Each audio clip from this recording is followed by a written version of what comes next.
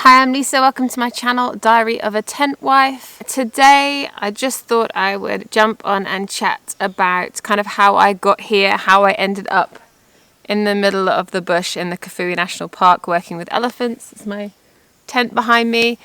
Lions roaring in the morning sun, searching for a longer day. I think people would assume that I kind of knew exactly what I wanted to do when I was kind of a teenager, and that's not the case at all. Sorry about the wind today, it's a bit of a windy one. When I was in school, I was always kind of strong on the sciences more than anything else, and kind of careers consultants and advice and like aptitude tests and things that we took at school for careers. It was very narrow, and it was pretty much like if I wanted to work with animals, it was going to be a vet or it was going to be in a zoo. And I was really allergic to cats and dogs when I was younger, like more than now. My asthma was really bad, so I knew that that wasn't really going to be realistic. And then I don't even think I really worked out that you could be like a wildlife vet in another country. I don't even remember that even crossing kind of my mind. And so I just kind of carried on with school, and I did well in the sciences. So for my GCSEs, I did kind of separate sciences. And then for my AS and A levels, I did biology, chemistry, psychology, and English literature. English literature sounds a bit like a weird one, but I think that's like the research head kind of coming out, because I loved kind of going through texts and pulling out bits and really arguing a case together. I find that so much more fascinating than I ever did English language and writing stories and creative writing. It was then at my like kind of A-level time that I really, or AS level time, that I really discovered how much I was interested in psychology. I just found it fascinating, absolutely fascinating, and loads of different areas of psychology, and I did really well at college with that. And when it came to looking for what I would do at uni, because I didn't know what I wanted to do, I felt that psychology, it was so broad that it would give me quite a big base to kind of decide what I wanted to do in the future. So I ended up taking that at university. I went to Leicester University in the UK. There's some kind of areas that I wasn't so interested in, and some that I absolutely loved. And that was developmental psychology, legal psychology, I absolutely loved. And then environmental psychology. There was a lot of areas that it kind of put me into, and especially in my third year, I think it was, when we did a lot more with kind of evolutionary psychology, that I really came across a lot more kind of studies involving animals, some kind of quite horrific ones if you're to, look at them with the lens of today. But I was just fascinated by how these things were actually researched and that people actually did that. When I finished, I still didn't really know what I wanted to do. I knew I wanted to go into research, but I just didn't really know exactly where or what field. Like every area that I wanted to do, I wanted to end up in research. And a lot of the areas you had to do kind of a few years in a prison, or to do kind of speech and language research, which I was also very interested in. You had to do a certain amount of working in a school. I just felt like research was my end goal, and I had to do so much stuff to get to it. With working in a school, I'm kind of, if you know me, I'm quite terrified of kids, which is quite ironic considering I'm about to have one. But yeah, a whole classroom of children, or it just kind of put terror into me, really. So yeah, although I was interested in the research angle later on, the kind of what you needed to do to get there, I wasn't as keen on. And that's when I started to kind of get back more that actually I did want to work with animals, and I did want to find a way to work with animals. I was working in 2 jobs then, just to make money. So I was working in a clothes shop in the daytime, and then at my parents' restaurant in the evening to save up money. And I decided that kind of animal research is what I really wanted to kind of go into. And I looked at like master's programs or ways to get into that, and I decided that I really needed to get kind of some hands-on experience and just double check that it's actually what I wanted to do, because I'd been working for a while. I was getting kind of antsy with not learning anything or having too much of a routine. So I decided to save up and do some volunteering in South Africa on a game reserve. It was supposed to be only for 10 weeks, but in the past I'd kind of traveled a little bit and ended up staying in places a bit longer. So I kind of had an inkling that I would end up, if I enjoyed it, staying on and traveling around or going to other research places or game reserves, and which is exactly what happened. I spent 9 months and traveled around 9 different countries.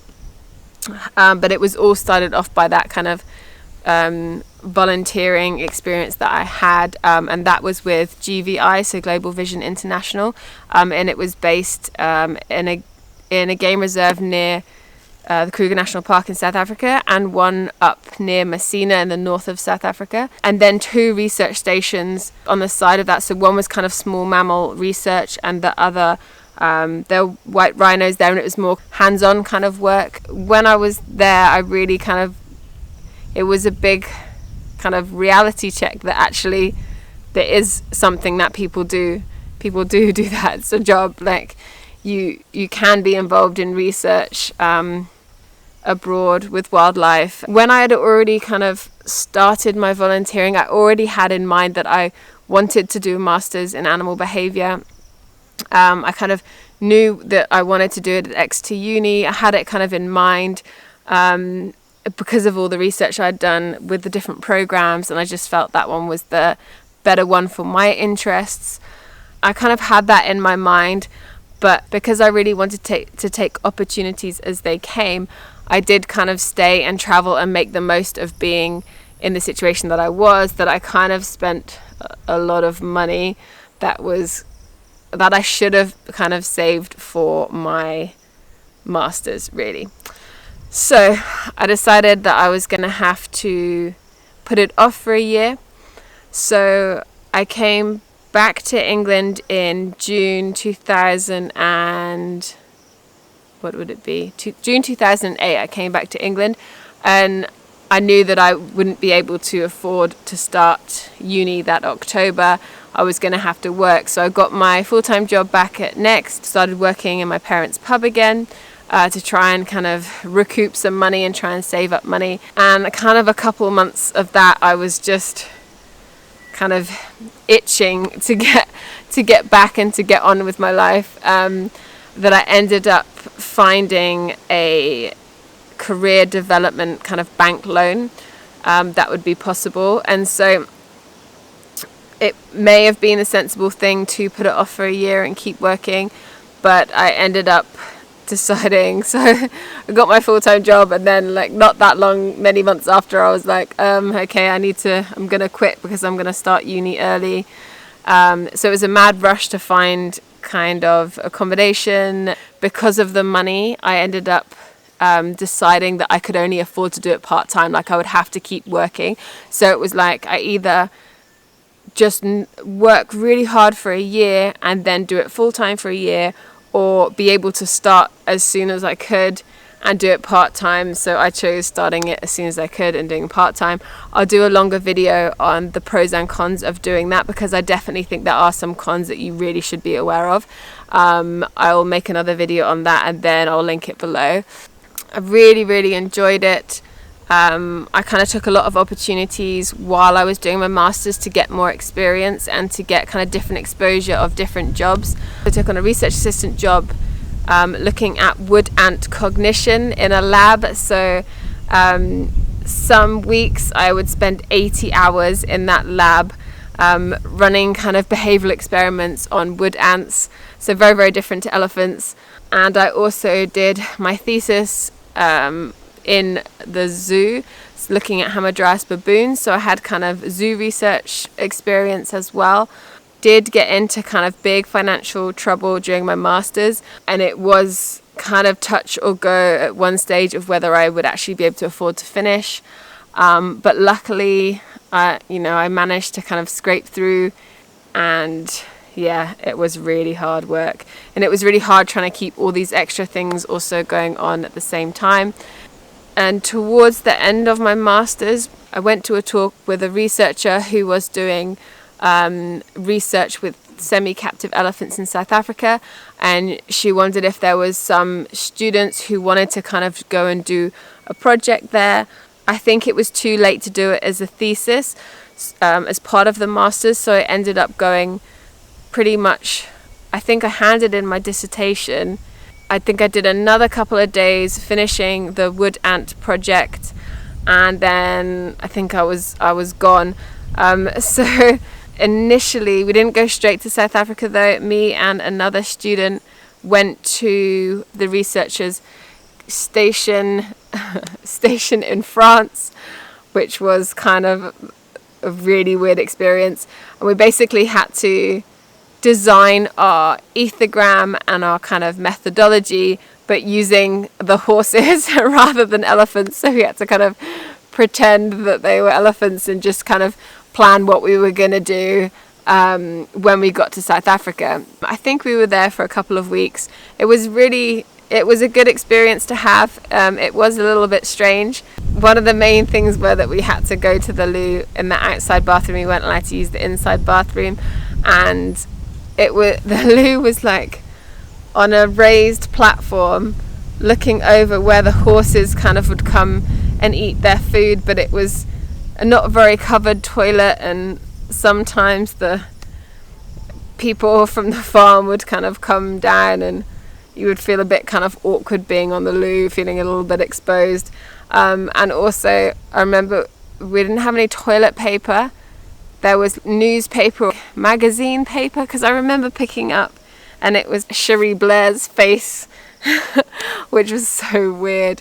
But yeah, again, it was an experience.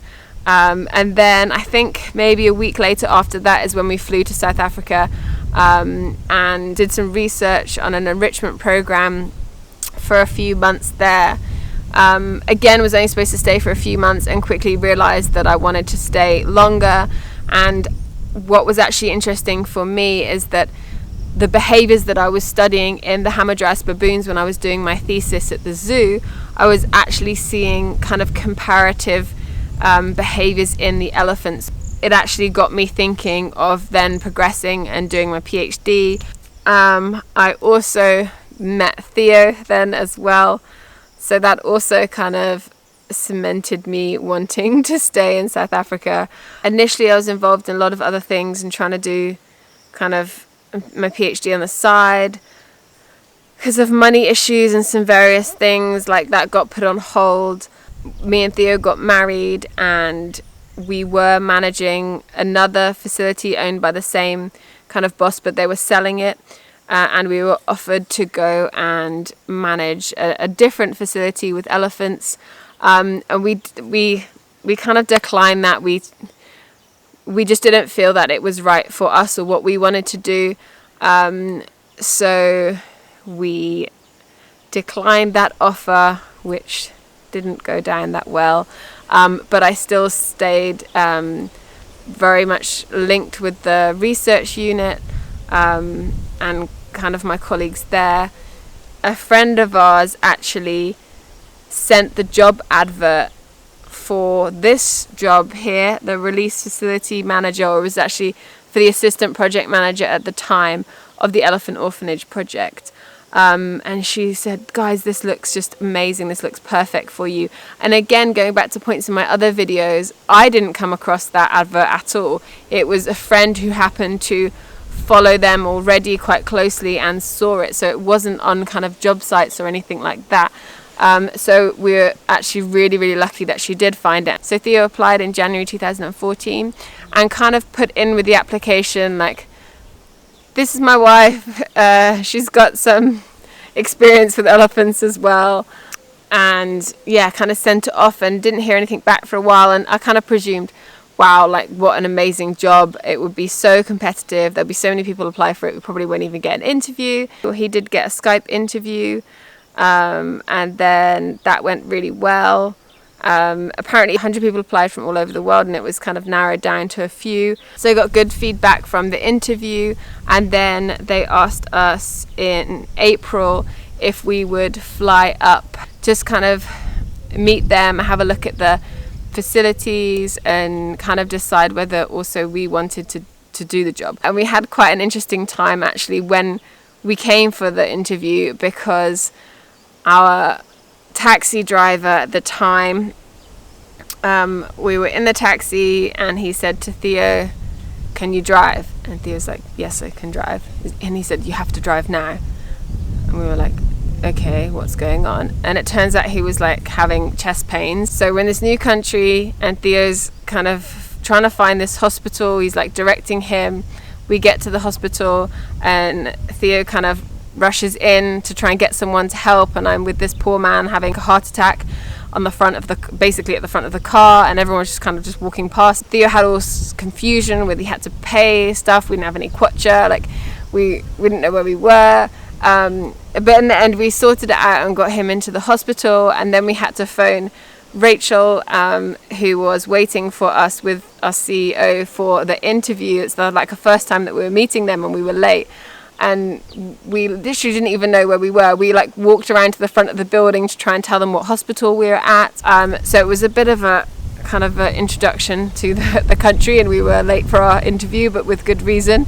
We came out to the bush, saw everything here, absolutely loved it. Met everybody, went to the nursery. When we got back to Lusaka, went to Hook Bridge, which at the time was the kind of anti-poaching unit base, or the resource protection base. And so we kind of finished with, we got the job, we wanted the job, we were going to sort out visas and everything straight away and then come straight back up. Unfortunately, police clearances took a long time in South Africa to come through. So we did the interview thing in April, and we had to wait until June for the message to say that we had got our police clearance so we could fly up and then apply for the work permit. So that was real, and obviously we weren't earning money. We ended up actually having to sell Theo's car to be able to afford the flight ticket back to Zambia to start the job. So we already kind of started in a little bit of a shaky financial position, and obviously because the job was for Theo, it wasn't for me. I was just volunteering at the beginning, kind of helping out where I was, with the aim to kind of start doing my PhD again. I ended up getting way more involved than I thought I would.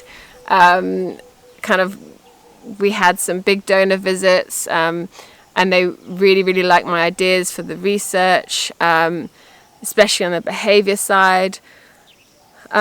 So they actually ended up kind of pushing for a salary for me. Initially it was just kind of me living off of Theo's money. Then I got, I think, a stipend because I was supervising volunteers, and it was really quite busy.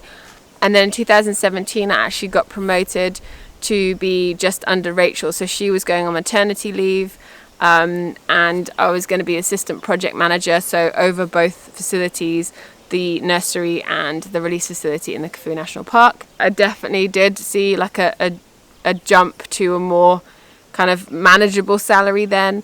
The workload was insane. I think if I could go back, I would have been like, no, I'll just stay where I am. Just keep me on a lower salary, or working for free and not have the level of stress that I did in 2017. There was a lot of rescues, a lot of people drama, a lot of funding issues, it was a difficult time, and I really didn't have that much time to actually spend on research then. But it all got a lot better in 2018, where I actually kind of then got my kind of head of research title, and I could focus a lot more time on the research side. Yeah, it's pretty much to now, I guess.